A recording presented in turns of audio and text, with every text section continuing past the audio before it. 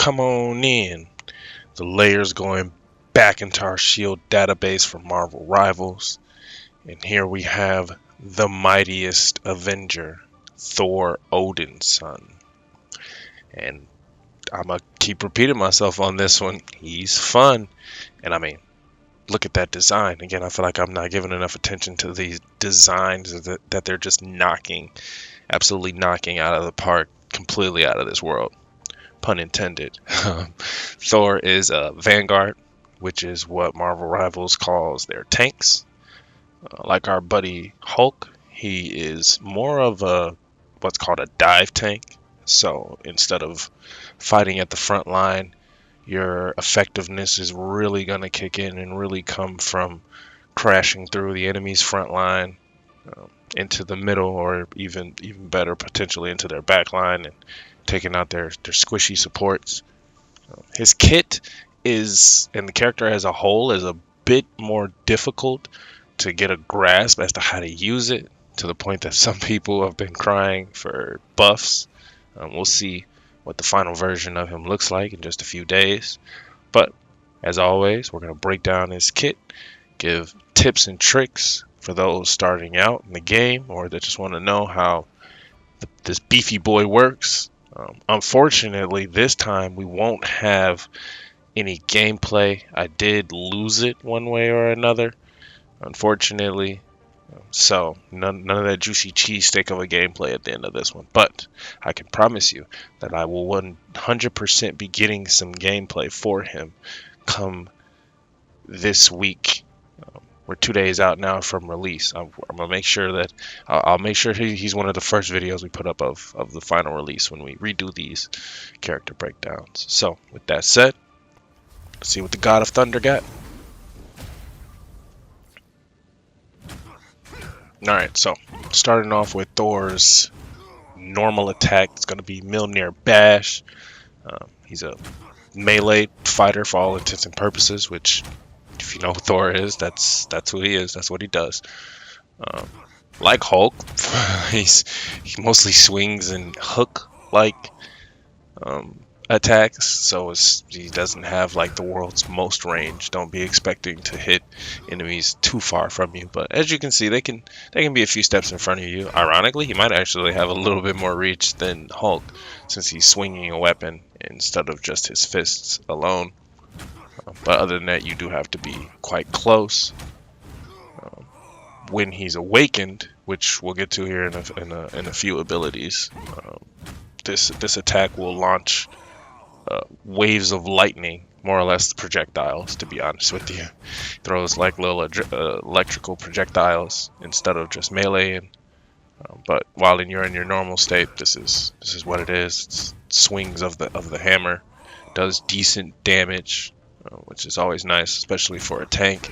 He's not necessarily out damaging damage dealers or anything like that, but powerful in its own right.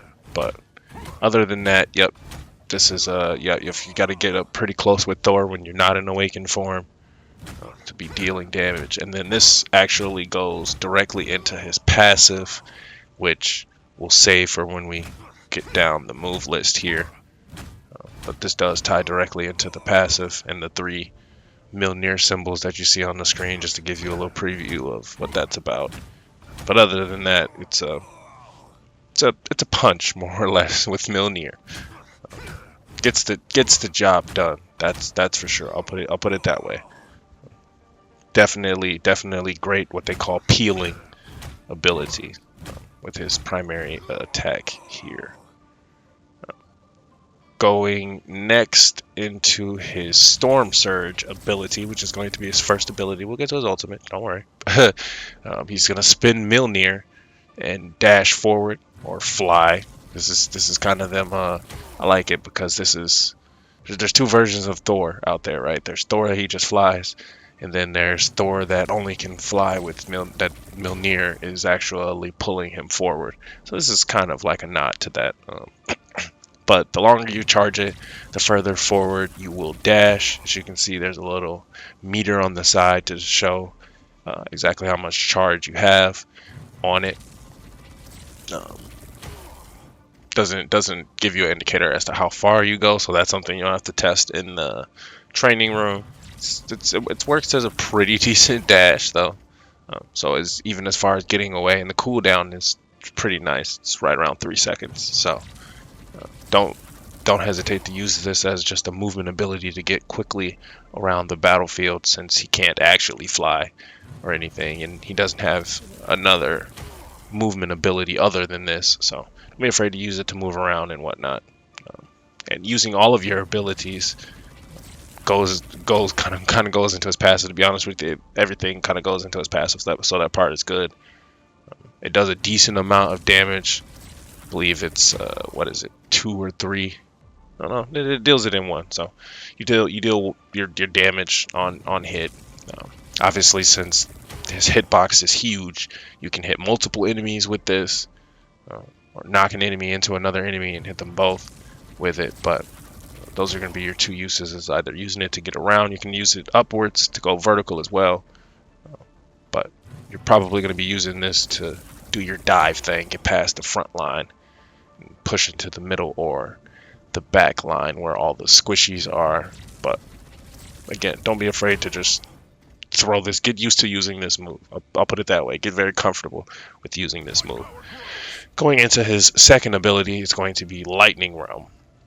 If we're honest, if he does got buffs and reworks and whatnot coming in the final build, which I presume he will, because pretty much everyone so far that we've seen has gotten some form of something from the beta to the final release. Hopefully this is one of those. So he's going to summon a bubble of lightning.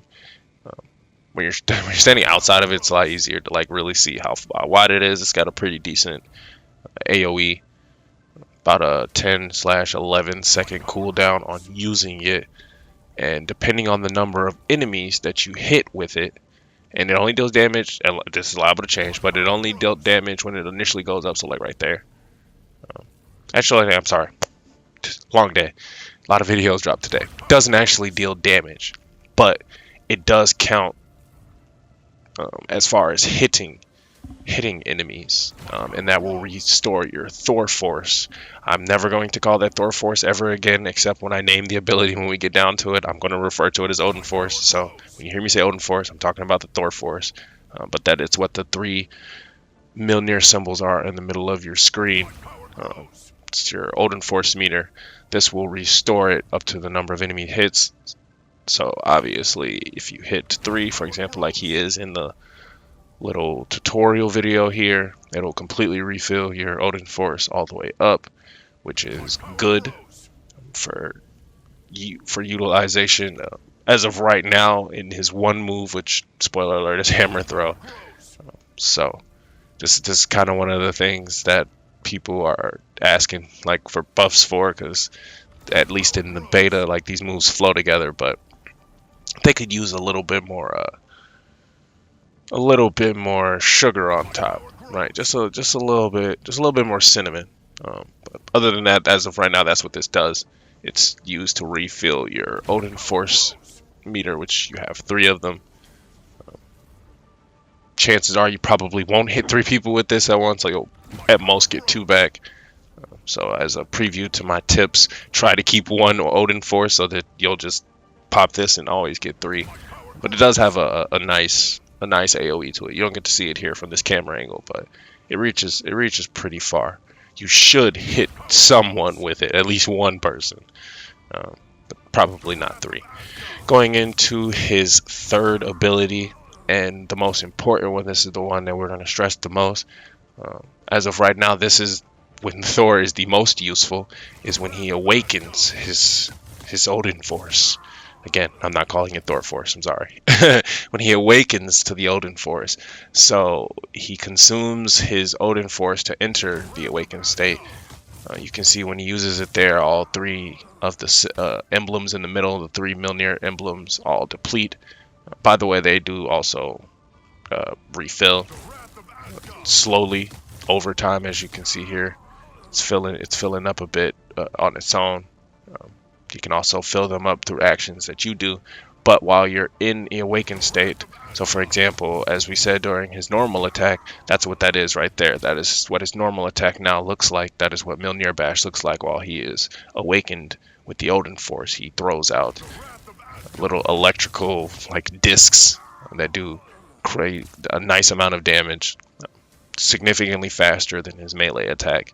Obviously significantly more range, and this is what you're going to be looking for, is awakening, trying to get into this state as much as possible. Obviously, as you see, it lasts about 3 to 4 seconds. It has a decent cooldown on it. I'm gonna say it's decent considering the abilities that it gives you. 2 seconds, you can't really complain about that, but you do need full Odin Force, unless that's something that changes. But you do need Odin Force to activate it. It obviously also gives you shield, gives you a nice amount of shields, temporary shields, when you initially awaken into your Odin Force awakening as well. So always be on the lookout for activating this move while your 3 Odin Forces are full. Next, we have his last ability, which is going to be Hammer Throw. He throws Mjolnir forward and hits an enemy. Does about a quarter bar of damage. That's pretty much all there is to this. It's got nice range on it. Again, this is another move where I feel like they probably should have showed you the range, because this doesn't do the move any favors to look like anything super crazy. And to be honest with you, it's not. If we're being honest, this move also comes with a cooldown about 2 seconds. One thing about Thor, his cooldowns are nice. He's not waiting very long for his skills to come back. Obviously, if you're in awakened state, this is just going to get a little damage boost as well. But as you can also see, this will also use your Odin Force. So one hammer throw uses about half of one of your bars of Odin Force, giving you six hammer throws before you would need to wait for your Odin Force meters to recharge, or for you to recharge them yourself via your passive ability. But other than that, it's pretty self-explanatory. You throw it's his projectile move when you're not in awakened mode. So the cooldown alone means that this is something you probably should be throwing out. If you miss, you miss.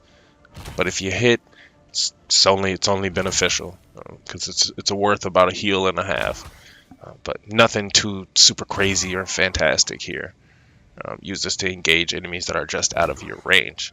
Now, getting into his passive, Thor Force, that's the second and last time I'm going to refer to it, is that after using any ability, as in Storm Surge, his Lightning Realm, even the Awakening or the Hammer Throw, and then you hit a melee attack, that you have to, I'm pretty sure you have to actually hit. It doesn't say it here, but I'm pretty sure you have to actually hit with his melee attack. You will gain back 1 point of Odin Force. So, to give you a little preview of the suggested combo, every time you use an ability, all of his abilities, with the exception of Lightning Realm, is going to leave you close. I guess, and technically Hammer Throw. You're probably going to be within close range, because that's, unless you're awakened. Because if you're not awakened, you don't have no choice but to be in close range. So anytime you use an ability, go in with your primary attack, go in with your Mjolnir Bash, so that you can start gaining back Odin Force gauges to get your awakening back. So obviously, again, preview to it, but super easy combo is to pop awakening. Once it runs out and you've done your thing, try to make sure that you're close so you can get in with some melee attacks to get your meter filled back up and hopefully go back into awakening, because it's only on a 2-second cooldown. So by the time you filled this meter back up, you 100% will have your awakening off of cooldown, so that you can go back into your truly damaging state, savage Thor state. It's really probably what it's a nod to be honest with you. But that's pretty much, this is the pin that brings this whole kit together. So obviously Storm Surge is best because you dash into the enemy, right? So your second nature is going to tell you to swing with your normal attack after you've dashed into them with the Storm Surge. So you'll get a nice point back from that. Hammer throw using half of a point is a nice balance to this, right? So you can get 2 hammer throws. You can use hammer throw twice and then hit a melee attack, and you'll immediately get back what you just spent. So that's what you pretty much want to always be keeping an eye on. Getting into his team up abilities. His first team up, which is funny because when the game initially released, Thor didn't release until 2 days into the beta along with Jeff. So like in the alpha, Thor wasn't there. And I was like, oh, that's kind of interesting. Hela brings back Loki. I was like, oh man, we need Thor in the game. Sure enough, he shares the same passive with Hela and Loki. So this isn't something that you particularly control. It's completely up to the Hela on your team. When Hela kills an enemy, as in lands the final hit, she doesn't have to actually have taken all their health. She only has to take the last of their health. She will instantly revive Loki and Thor during the respawn phase. Or if you're not dead, and whenever she gets a kill, whenever she gets the last hit and kills an enemy, you will get bonus health. You and the Loki. And this has unlimited range. You don't have to be next to Hela. I've been completely nowhere near Hela as Loki and Thor and just been revived. Like, oh, cool, thanks.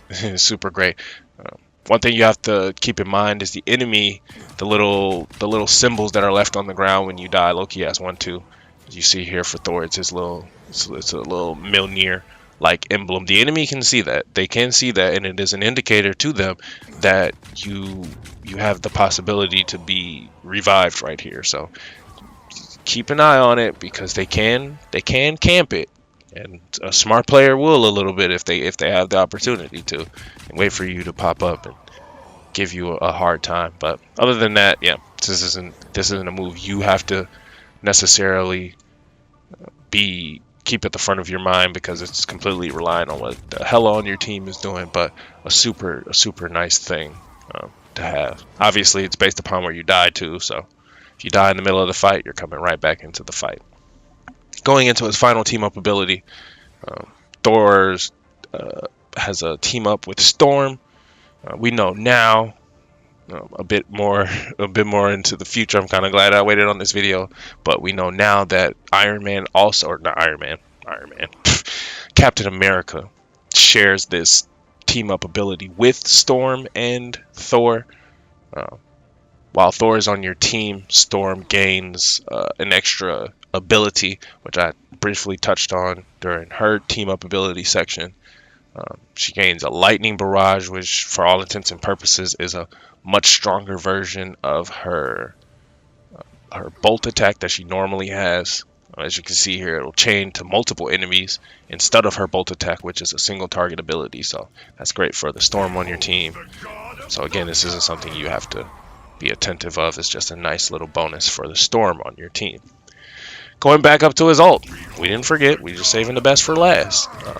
But this is probably the shining moment of Thor, to be completely honest with you. If all of his other attacks didn't tickle your fancy or make you say, oh yeah, Thor is super awesome, hopefully this ult will do it for you. So you go upwards. This is again what I'm calling a targeting ability.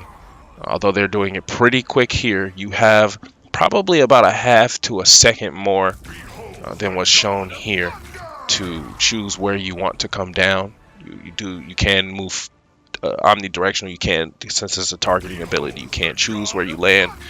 While people are under you, they are getting struck by lightning in a little blue circle that you can see briefly before he comes down. So keep that in mind as well. Even enemies that you may or may not hit, let's say they're on a different level, they're not on the ground, the lightning bolts do damage, and then the initial impact where he comes down does significant damage in a super nice range. It's not I say super nice, like obviously there are ultimates with much wider areas of effect, but this is nice. It's about right for Thor. Maybe it'll be a bit bigger in the final build. We'll have to see. But it's a super good move, especially because in this game, when ults get used, the characters yell them at the absolute top of their lungs, so you can hear the ult going off. But when they can't see you, that's where the real danger comes from. So if you're coming from an elevated position, let's say you're coming off of the second or third floor of something, or however it is that you manage to have to be higher up vertically, and then you pop this move and they can't even see where you're coming from. All they will hear is your ultimate going off, and by the time they know what's happening, you've already come down on them. Again, as you see here, it does pretty significant damage. All of those Punishers still had a little bit over half their health, and it still mostly killed them.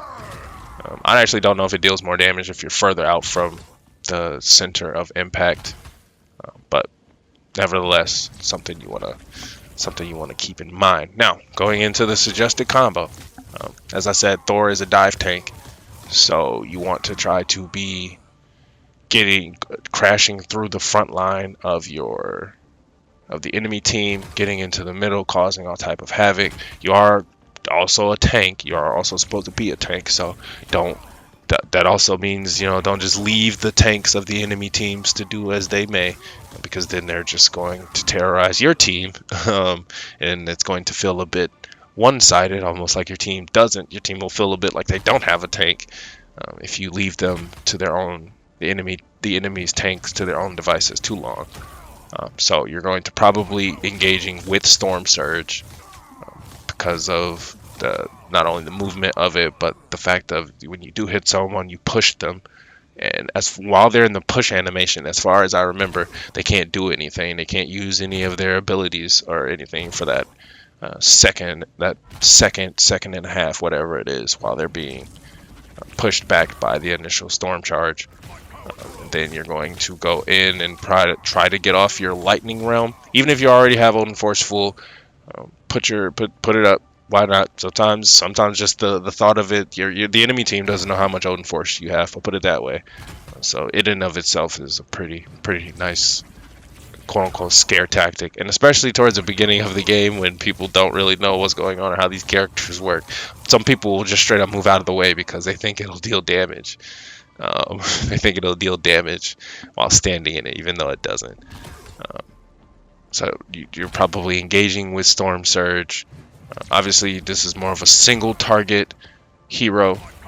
You're going to want to probably be focusing on killing one guy or dealing as much damage, stopping them from doing whatever they want, aka peeling, especially if they're pestering one of your teammates or something like that. Then when allowed, you want to go into your awakening state.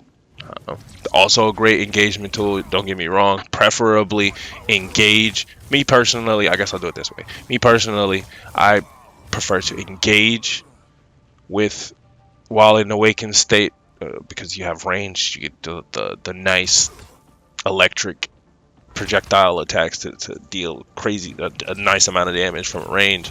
And then once that runs out, then I like to personally rush in with the Storm Surge, because that's an ability, and then the next hit for the most part is free unless you unfortunately die right then and there. The next hit is free, so you'll get a point of your Odin Force back. Then I throw up the Lightning Realm, and you're going to hit whoever it is that you were attacking, assuming that you didn't kill them.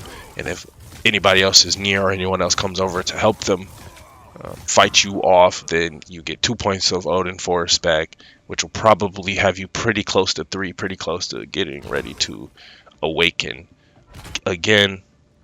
And then obviously throwing in hammer throws whenever you can. Me personally, I like to use it as a backpedal while I'm backpedaling. So after I've jumped in, after I've dived in, when I'm going back, unless I use the Storm Surge to, obviously you can turn around and use the Storm Surge as a like dash to get back to your team where you're supposed to be. But otherwise, hammer tossing while I'm backpedaling to where my team is a pretty good strat for that. And then again, when your ultimate is up, looking for the opportune times to use it. For the most part, his is an ult that you come down fast enough that unless your health is low, they're not going to probably shoot you out of the sky while you're in the ult. So you can just straight up approach with his ult, but then you increase your chances of missing. So me personally, unless it's a more open map, like for example the Asgard map, or you're just in an area where it's more open and there isn't anything for you to get vertically, vertical advantage with. Although again, you can storm surge dash vertically, so you storm surge in the direction that your reticle is facing. I guess is probably how I should have started that explanation when we were talking about it. So you can storm surge dash upwards and then use your alt, which will raise you even further into the air, um, and really come from, for example, out of nowhere, and hopefully get a couple lightning strikes off on someone, and then come crashing down with the hammer.